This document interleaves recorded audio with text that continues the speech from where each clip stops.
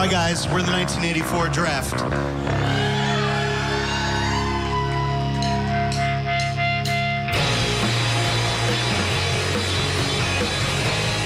a huge Cornhusker fan. I think I was just on Wikipedia one day going through, like, Husker players who had been drafted. And I see Fryer and Steinkuhler. And I'm like, oh, they were both drafted in 84. And I pull up the 84 draft, and I'm like, they were number 1 and 2. Like, has this ever happened in Husker history? And then I'm thinking about it, and I'm like, that's a sweet band name. And so I was just like, all right, it's called the 1984 draft. The 1984 draft band members and the actual 1984 NFL draftees share a common chord. They're not big-time headliners, but still some talented players who rock the house. People always like to go to the bar and try to order the 1984 draft like it's a draft beer. Look, we're not a beverage to consume. We don't come out of a tap. We play rock and roll music and have what we all like as a name, so. Well, we do have an affinity for draft beer, and it helps that we all like football as well. So yeah. I frankly love the name. We're the 1984 draft. National Football League selection meeting is now in session. Pittsburgh selects Lynn Swann. Wither Boomer. I mean, is he going to go in the first round at all? That's why the Colts are picking second every year. Who in the hell is Mel Kiper? Chargers select Eli Manning.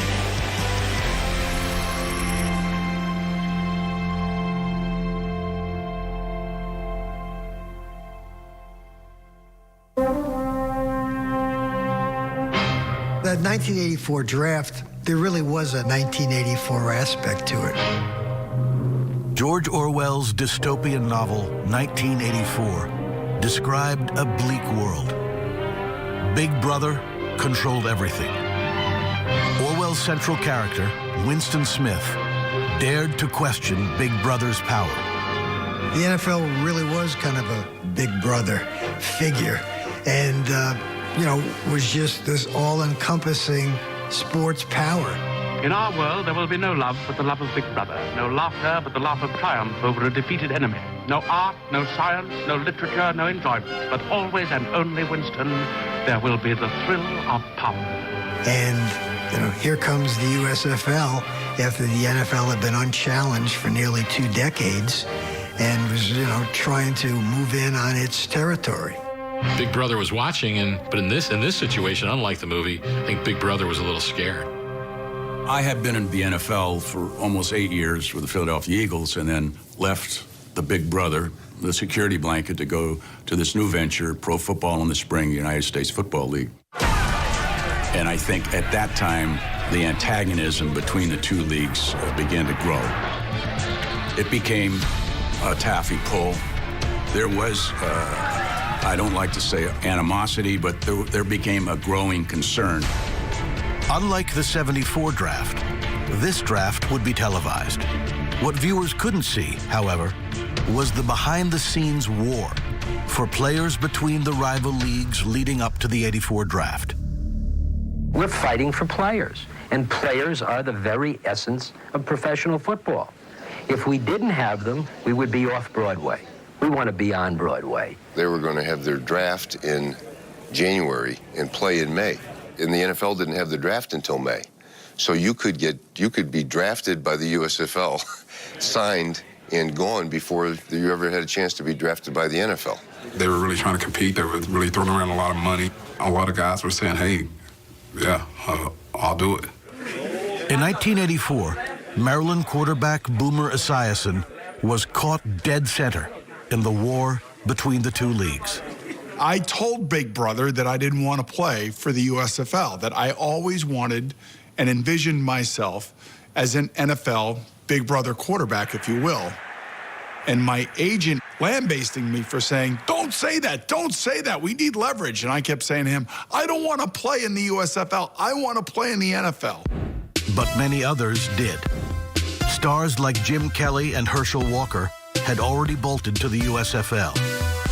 Big Brother was not happy. In 1984, they went on a signing spree and pretty much picked the 1984 draft clean.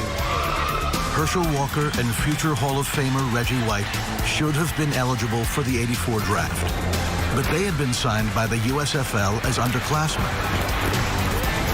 The USFL also stole away 3 Heisman Trophy winners, including Mike Rozier, who would have been a top NFL pick. Houston Oilers offered me $2.8 million for 3 years. Pittsburgh Maulers gave me $8 million guaranteed. So you do the math. What would you do? But the biggest fight was over quarterback Steve Young. The multi-talented BYU star was being hounded by both the LA Express and the Bengals. Cincinnati had the first pick in the NFL draft. They had Ken Anderson there, and Ken Anderson was a Pro Bowl type player. So Steve clearly was not going to start if they took him, and they would take him. We were ready to sign him. In fact, Mike Brown was boarding a plane in Cincinnati to meet him in Salt Lake City to sign the deal that we would have had Steve Young as our quarterback. We made the phone call, and the agent didn't answer, and Steve Young didn't answer. We didn't get on the plane and found out that night that he just signed with the USFL, the LA Express, I believe it was. Young signed a record $40 million contract and was playing for the Express before the NFL's May draft even took place. I fundamentally left college to play. If you would have said, you're going to spend, a year backing up, I'd be like, I don't want to do that. I don't want to do that. Not that I couldn't or wouldn't or I'd end up doing it. It just wasn't on my radar screen. I was shocked when he signed because I really thought in his heart that he wanted to be an NFL quarterback too. But it would be hard to turn down that kind of money when it's laid out in front of you. After Young's signing, NFL war rooms were in a panic. Anxious GMs hurriedly sent their legions out to look at other quarterbacks. San Diego scout Red Phillips was on the case. He was searching for an eventual replacement for Dan Fouts. One of his candidates was a quarterback from West Virginia.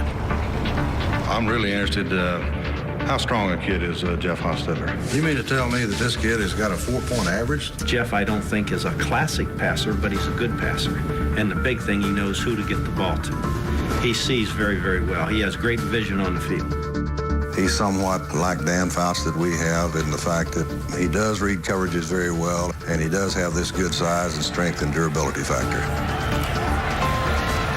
He's got him. He's got him. He's got him. There it is, in the end zone. That's it. He popped that in real good. Jeff, congratulations on the ball game. I know it's a big win for you. San Diego Chargers be keeping their eye on you. We really think you did a good job. Good luck to you. Tampa Bay needed a quarterback too, but had traded away their first-round pick to the Bengals the year before for Jack Thompson, the throw-in Samoan. That pick became #1 overall. It changed hands again a month before the draft. The Bengals, failing in their somewhat reluctant courtship of quarterback Steve Young, passed their #1 pick in this year's draft on to the Patriots for a number of lower selections. The Patriots didn't want their top choice to be lured away by the USFL, so they started negotiations right away. Irving Fryer would be the #1 pick, and he'd be announced and signed 3 weeks before draft day. And so that kind of took some of the excitement out of it in terms of draft day and all, and the anticipation and just the explosion when it does happen. It kind of took that away.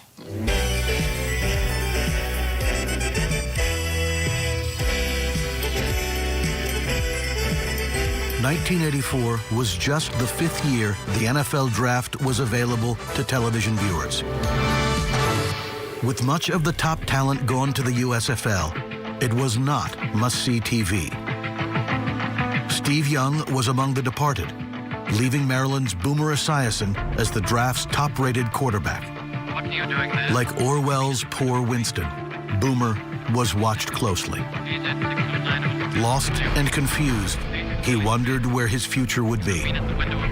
I did not have a party, didn't have a lot of people around me. We all were expecting a phone call, before noon that afternoon saying that I was going to be the next quarterback or drafted by this team, that team, or whatever.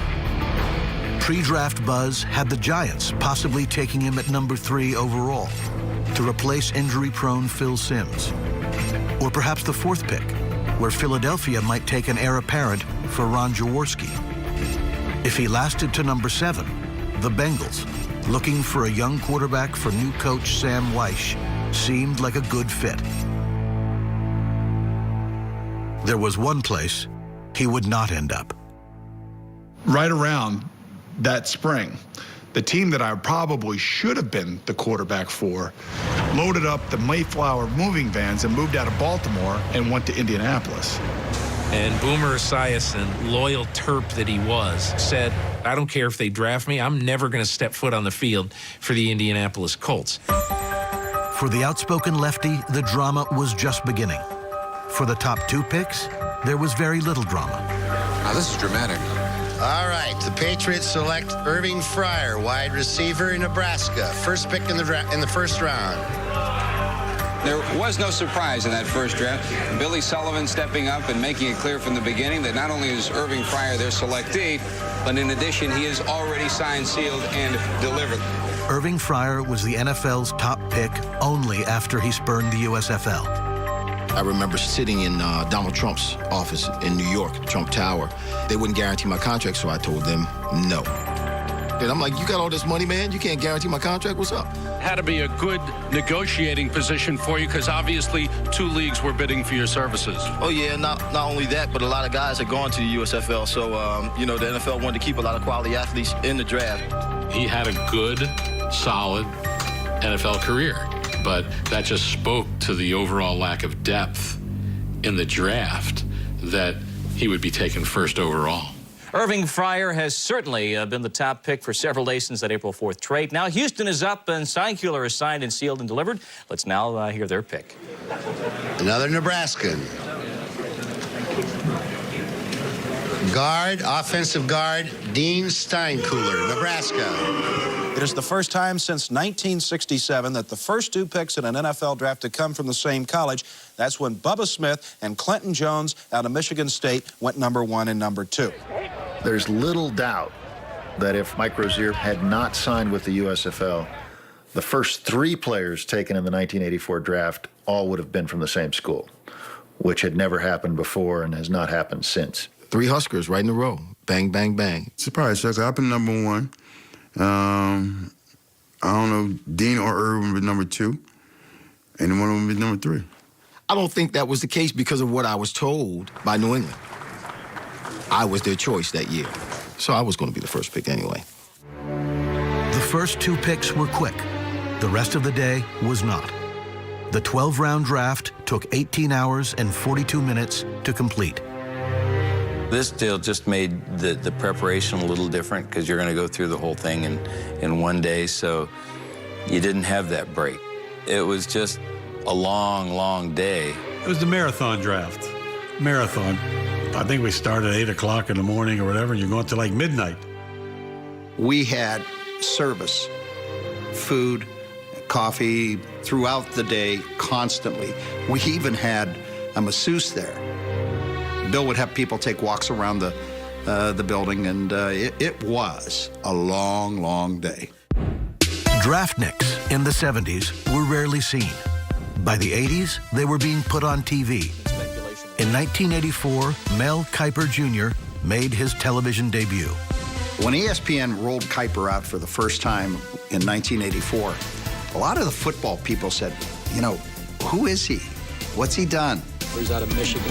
Kiper earned the on-air gig after producing his own draft guide since 1981.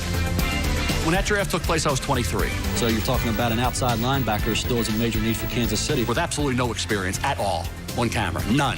He's a bargain for the Packers in the 4th round. No question about it. One of the steals of this draft. People used to call them draftniks with some derision in their voice. But in this case, it was a draftnik with blow-dried hair dressed like Gordon Gekko. Still some quality offensive guards. I never paid any attention to his evaluations. I did read them. I don't think he's a talent evaluator. I think he's an information gatherer. He has taken this draft and created this cottage industry for himself. Mel has developed through the years, but he still has never made a team's pick. You didn't have to be Mel Kiper to predict the first two selections. The fun began at number 3, where speculation had the Giants either trading their pick or helping their offense. The New York Giants, first round selection. You're close. Linebacker Carl Banks of Michigan State. I had no clue the Giants were going to take me. Not one. That could be a situation where George Young is saying, well, we'll take Banks to maybe get some more interest going in a trade, because Kansas City wants Banks very badly in the 5th position. So I guess we still could see a trade. There was a lot of speculation about the Giants' pick, whether they would trade. You went for a linebacker, and yet you seem to be a team filled with linebackers. Sam, it was simply a case of taking the best player available at this time. I thought the linebacking core was still pretty good. It was myself, Lawrence Taylor, Brad Van Pelt, and Brian Kelly. You know, I was not the coach, but the coach felt that he needed some youth. There were a lot of hoots from upstairs. They weren't too thrilled with the pick. Does that concern you at all? I've heard them a lot more disappointed. And then people started to say, dude, I don't know how you're going to get on the field. Why did they draft you? Phil, what's your opinion so far about the Giants' first pick? You know, basically it's the same position we were in the year we drafted Lawrence Taylor, and I don't think we did too bad that year. A lot of people, we wanted a running back that year. A lot of people wanted us to pick Freeman McNeil. Instead, we picked Lawrence Taylor, so I think we did the right thing then, and I believe we did the right thing for the team now by picking, Carl Banks, the linebacker.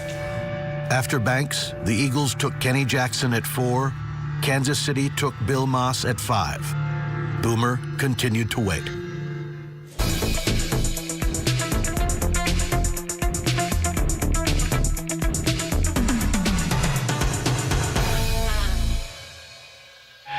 This one goes out to my dad, and it goes out to Irving Fryer and Dean Steinkuhler and Mike Rozier and any Husker who's ever made it. It's really kind of neat to hear how Joe has incorporated his love of football in some lyrics. Scarlet and cream forever. Got Steinkuhler slipped in any lyrics or something? It's really hard to rhyme Steinkuhler with something. But we're working on it. We're working on it. Fryer's easy to rhyme. You got Fryer in anything? No, I don't. No. Which is sad, we're the 84 draft and we actually don't mention the members of the 84 draft class in any of the songs. I don't know what the devil we're going to do with him. He ain't got enough lead in his pants. You get any more weight on him, you're going to have him fat. Draft day is like Christmas Day for scouts like San Diego's Red Phillips. Months of hard work finally get put to use. Phillips liked quarterback Jeff Hostetler as a possible heir apparent to Dan Fouts. But with Boomer now available, would they be tempted at number 6? San Diego also had needs on defense, and All-American linebacker Wilber Marshall, like Boomer, had unexpectedly fallen. He was the best linebacker I've ever seen play. There hasn't been a better striker of a ball carrier than Wilber Marshall. Very physical, very aggressive. What they find you for now, you hit too hard. You read the magazines and you see the projections, and some people are projecting Wilber to go first. I know that San Diego is very high on Marshall. Coryell coached him down at the Senior Bowl and has said since then that he didn't think Marshall would be there with this choice. San Diego Chargers, first round selection, Mossy Cade, defensive back, University of Texas. Next up, Cincinnati Bengals. About to be trapped in his Orwellian nightmare, Boomer waited for the phone call. But the Bengals, with their first of 3 first-round picks, passed on him in favor of defense. Like San Diego, they too passed on Wilber Marshall. Cincinnati Bengals, first-round choice, Ricky Hundley, linebacker, Arizona. He's the kid that doesn't have an agent as of last week. The Colts. This is Paul Brown's type of guy. I mean, there are a lot of fancy names there, but he'll take the guy without the agent. Signing players in those days, was tough because they always had that option. Hey, I got this other league laying out there, you know. Money and signability is a big factor in this 1984 NFL draft. Marshall just may have priced himself out of the market. It was a relief, and it was exciting, but at the same time, it was like, oh, Cincinnati? Because, you know, Cincinnati had this stigma of not being a team that pay well for high draft picks. You know, the Bengals originally had the #1 pick, all the talk that they weren't even going to come close to numbers about Steve Young. Are you confident that you and the Bengals can get together pretty quickly on a deal? I don't know. We'll have to see when I get there. And the next step is to go get on the plane and get out to Cincinnati. Ironically, Hundley never played a down in Tiger stripes. He was traded to Denver after failing to reach a contract agreement. As the top 10 wrapped up, Boomer and Marshall swayed in a breeze of doubt. As far as the players who are still available, we have 2 wild cards still there, Boomer Esiason and Wilber Marshall. It'll be interesting to see if Chicago takes a Wilber Marshall, needing an outside linebacker there. We thought he was dropping because the fear that he had signed in the other league, not ability. We had Marshall as the 4th or 5th best player on our board. How far would Wilber Marshall slide because of everyone knowing what kind of money he was asking for? And his agent must be sweating it out right now, too, because every pick he's costing him perhaps a little more money. We expected Wilber not to be there at the 11th pick. We expected him to go higher. We knew immediately that he was our guy. Chicago Bears, first-round selection, linebacker, Florida, Wilber Marshall. It is shocking that he fell that far. Like Marshall, Boomer was a victim of dollars and cents in an uncertain time. Where Boomer Esiason's going to go right now, he's going to slide down fairly far. He might even end up with, Cincinnati with the 16th choice. It'll be interesting to see if they go for Boomer Esiason. I think that $40 million deal that Steve Young signed with Little Brother made Big Brother very nervous. We shall squeeze you empty, and then we shall fill you with ourselves. At number 16, Cincinnati had its 2nd pick of the 1st round. Boomer was ready to be a Bengal. Cincinnati Bengals select on the 1st round Pete Cope, defensive end, Maryland.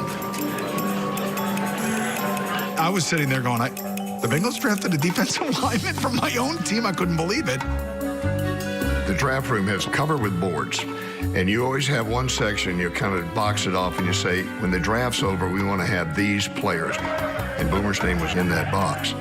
And so every time you pass him up as a head coach, I'm saying to myself, well, that may have been it. We may have lost him. I really had no idea what was going on. My agent was trying to calm me down. I'm saying, wait, I spent all that time with Sam Weiss, and this guy is not picking me? I can't believe this.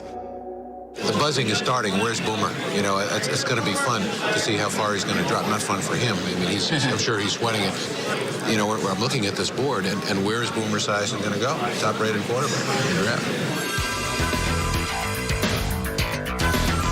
While the experts were left scratching their heads, Boomer was left watching the picks go by. I was not a drug taker. I was not somebody who was a drunk. I was committed to, being in good shape, taking care of myself. And I'm wondering what in the world happened. Misevaluations on quarterbacks have been, front and center really for a long time in the NFL. He's going to be the steal of this draft. There's no question about that wherever he goes. Now, he should never have lasted this long. He's an outstanding prospect, a great quarterback who will turn out to be this year's Dan Marino. I think he could probably last right now down here to Washington, or possibly Cincinnati could grab him with the 28th choice. Washington did not take Boomer at 27, giving Cincinnati yet another opportunity to grab their quarterback of the future.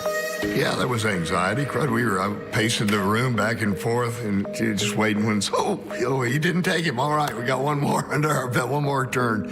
I figure that it's going to be my turn, right? I mean, sooner or later, somebody, at that point in time, I think I was probably on my knees praying to the gods, saying, will somebody please take me? I mean, I don't know what's going on here.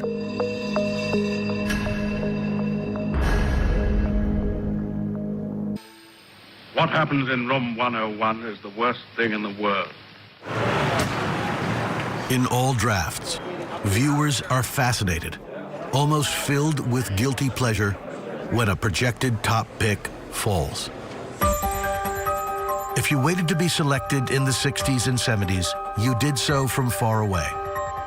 In 1984, the top pick was on hand, but there was no dreaded chamber yet, called the Green Room. You're going to room 101. Not room 101. With the first selection in the 2005 NFL Draft, the San Francisco 49ers select Alex Smith, quarterback, Utah. Dreams dashed and quarantined in that green room. Aaron Rodgers dropped from 1st to 24th. Ronnie Brown, Braylon Edwards, Cedric Benson, Parnell Williams, Adam Jones, Troy Williamson. Whenever you have a guy dropping down like that, I wouldn't want to beat it into the ground because, I mean, after a while, you don't want to make the guy cry. Yeah. I felt really, really bad for Aaron, you know, and I had been since retired from the NFL, and I sat there and I watched that, and I thought of myself. Alfonso Carricker. David Lewis. Clyde Duncan. Keith Millard. Washington State. Millard. Fortunately, there was no green room for Boomer Esiason. He was back on campus in Maryland, agonizing, as the Bengals made their pick at 28. Cincinnati's selection to conclude the first round is Brian Blados, tackle from North Carolina. And the first round ends, and still no Boomer. I am pissed. There's no words really to describe the level of embarrassment, indignity, and just overall lack of understanding of really what happened to me. You know, every time Cincinnati has come up, sometimes we've been on the air at the time, and sometimes we've been off, we've been in New York or something, we're yelling, this is the time they're going to pick Boomer. They passed on him 3 times, so they not have a strong opinion of Boomer Esiason. You didn't know. So now the 38th pick is coming up, and I'm just like, and it's the Bengals. And I'm like, I don't know, if I don't get picked here, I guess I'm never going to Cincinnati. They must have really hated me. I made the phone call because it was a player that had slipped in the draft. We think we had a number 1 pick. We were going to get him in the second if he was healthy. And he was, and mad. And says, hey, Boom, Sam Weiss here. Like, you know, nothing's going on. I'm like, hey, Coach, what's up? You know, you didn't steal any hubcaps in the parking lot again, did you? You know, whatever, something. Nothing happened last night we don't know about that everybody else found out about. Because, would you like to be a Bengal? I said, at this point, I'd like to be anything. Comrades, attention! Here is glorious news! The suspense is now over involving Boomer Esiason. He has been selected here in the second round. In fact, 10 selections into the second round, and it has come with the Cincinnati Bengals. It was relieving, but I knew that from that moment on, I was going to have to go in front of the media. And it was all going to be about how I dropped and why I dropped. If you could have seen the look on Boomer's face, you had a feel for the guy. He looked like, you know, he'd been locked in a room for an hour with Lawrence Taylor or something. I mean, really, it looked like he just delivered a child. I mean, the phone rang about 50 times this morning. Every time I thought it was somebody else. You know, I kind of feel embarrassed and a little bit like a jerk to myself for sitting there waiting like an idiot. Some of the teams that passed over quarterbacks, and not just myself, but the other quarterbacks in the draft, it's going to be nuts. It was one of those drafts where you look back and you say, boy, for the Cincinnati Bengals, to get Boomer Esiason as your 4th pick, which was the second round, was pretty amazing. It took even longer for the Giants to finally select Jeff Hostetler. Thomas Benson, Jim Sweeney, Chris Kolodziejski. Well, this certainly was not a big draft for quarterbacks, as we've pointed out. It was in the 3rd round before another quarterback was taken. Jeff Hostetler of West Virginia was the 59th player overall taken in this draft. But no quarterback impacted the draft more than Steve Young. The USFL Renegade was well aware of how he changed everything. He also knew that the USFL wouldn't last. I think the idea that we could force a merger was really in everyone's mind. Everyone wanted to be in the NFL. Nobody was saying, oh, I'm good here forever. You know, I think people had that in your mind and hoped for that. So the NFL draft, certainly everybody was paying attention to it. I saw where Boomer Esiason was, and Boomer and I have joked about this for 30 years too about that. That's where he ended up, because I went to Los Angeles and he ended up in Cincinnati. I directly hold Steve Young responsible for that, because he was the one that could have been the Bengal quarterback and maybe should have been. And actually, when I think back about it, I should probably just say, I'll be very thankful that I had the opportunity. But when you have such high expectations for yourself and you're being told day in and day out that you're going to be a high-round draft pick and you're not, there's no way that you can mask the disappointment that you feel on a particular day like that. Things will happen to you here from which you could not recover if you lived 1,000 years. What happens to you here is forever.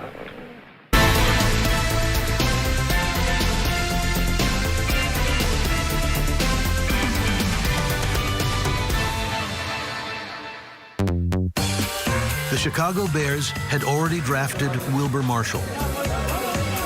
Their second pick was another linebacker. Ron Rivera, linebacker, California. Good pick.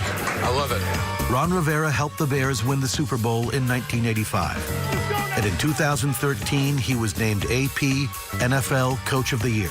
Make it work! Chicago also drafted Butkus in that 1984 draft.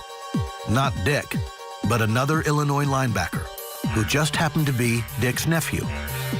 Mark Butkus was like a legacy pick. It was like Animal House when Flounder's name comes up on the screen. Everybody screams.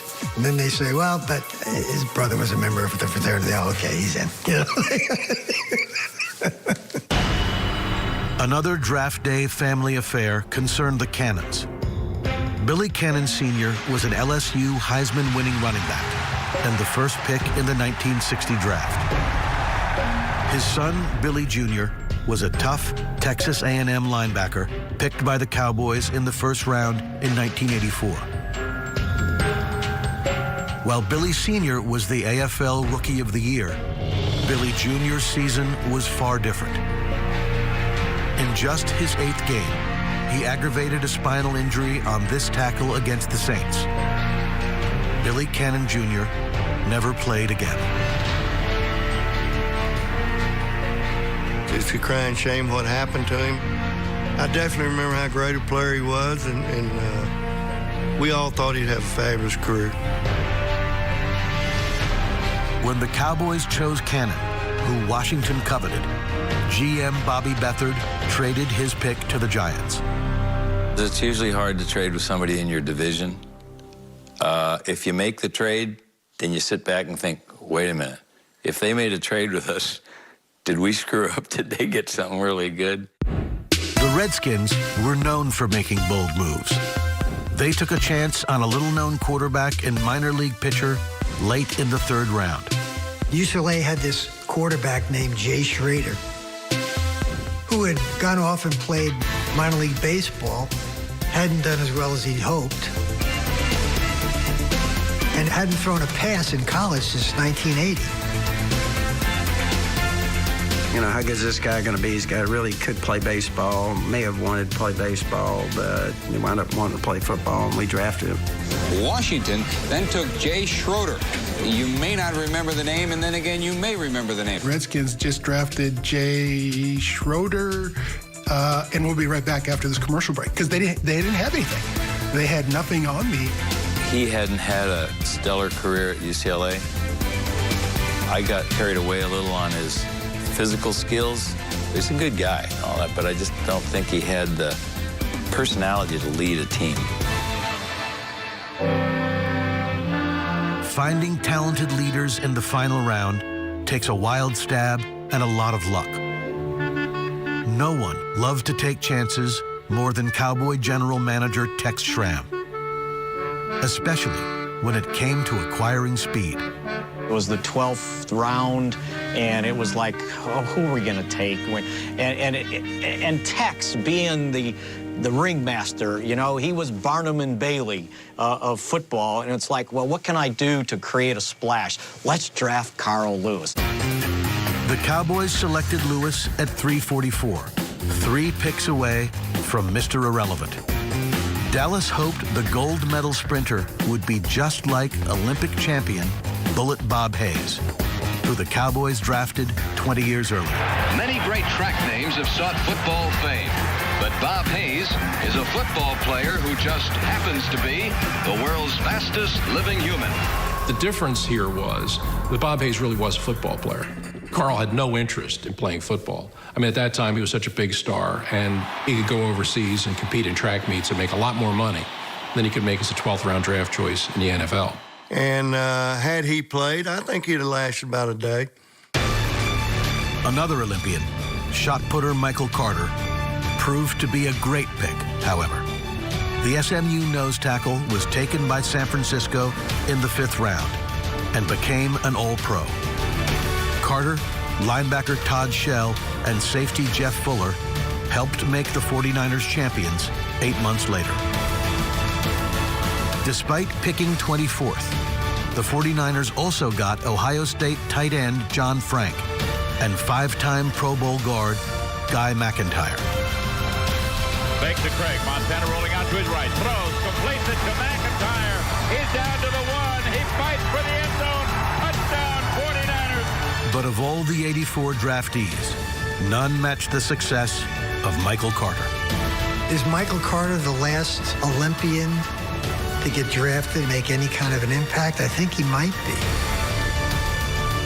Then he goes to the LA Olympics, finishes second in the shot put, gets a silver medal, and 5 months later he's winning the Lombardi Trophy and getting a ring. I mean, that's an unbelievable stretch for an athlete. I mean, I'm not sure we're ever going to see something like that happen again. Still to come, Steve Young's journey takes an unforeseen turn. He becomes another Orwellian victim who ultimately succumbs to Big Brother. Winston, do not imagine that you will save yourself. No one who has once gone astray is ever spared. Even if we chose to let you live out your life, you would never escape from us. Imagine a boot stamping on a human face forever. You can understand the guy being a little bit bitter about how things had worked out. Didn't really get on the field until he was 30 years old. And he basically lost half of his career.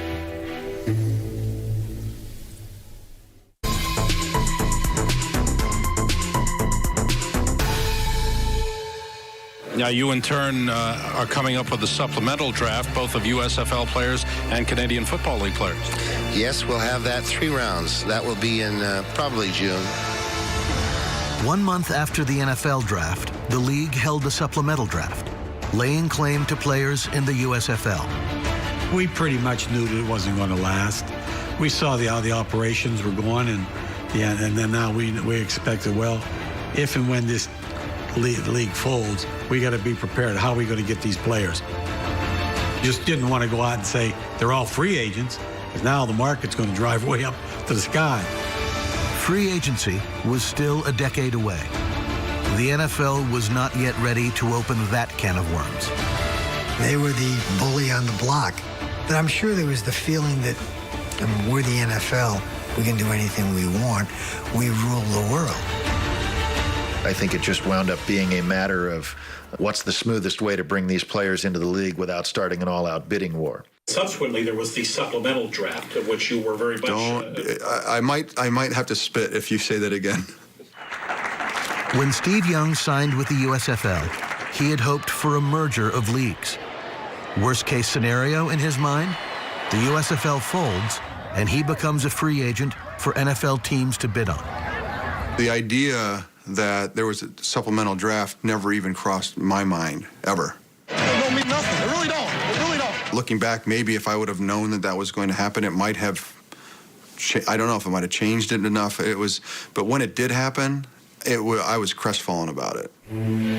Tampa needed a quarterback when they traded their first-round pick in the May draft to Cincinnati for Jack Thompson.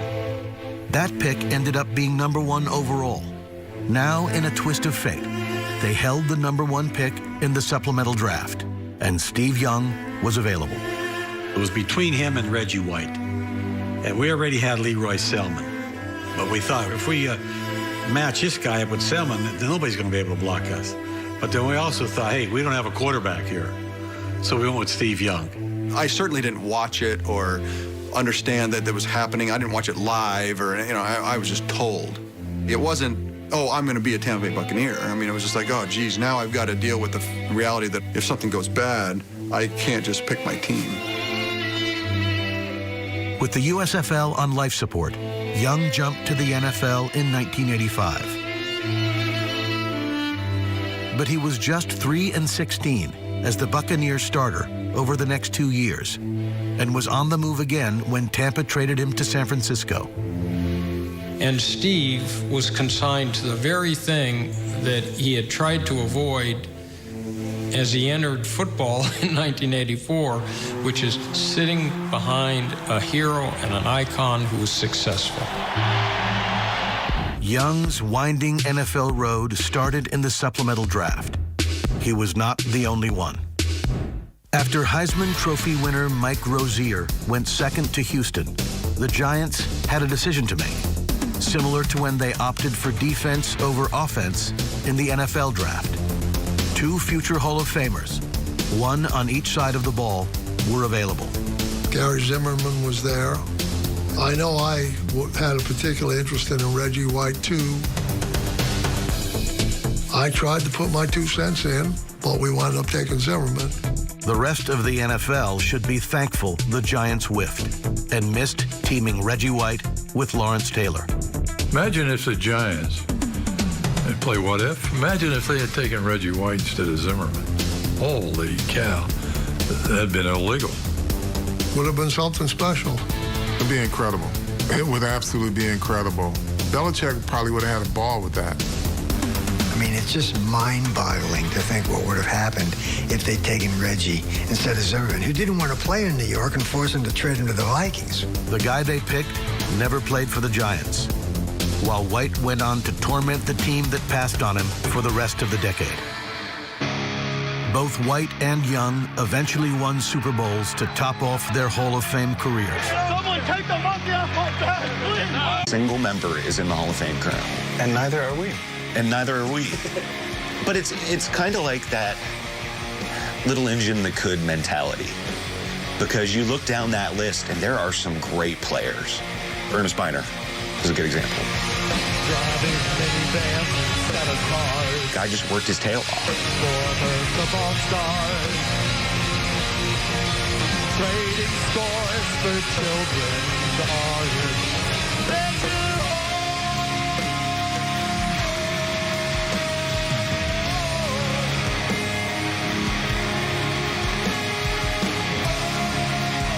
I feel like that's what we do. We work hard. We may not be the biggest band in the world, and we may not be the most famous, but we're doing what we love. And, I think that makes it a pretty good comparison to what happened back here.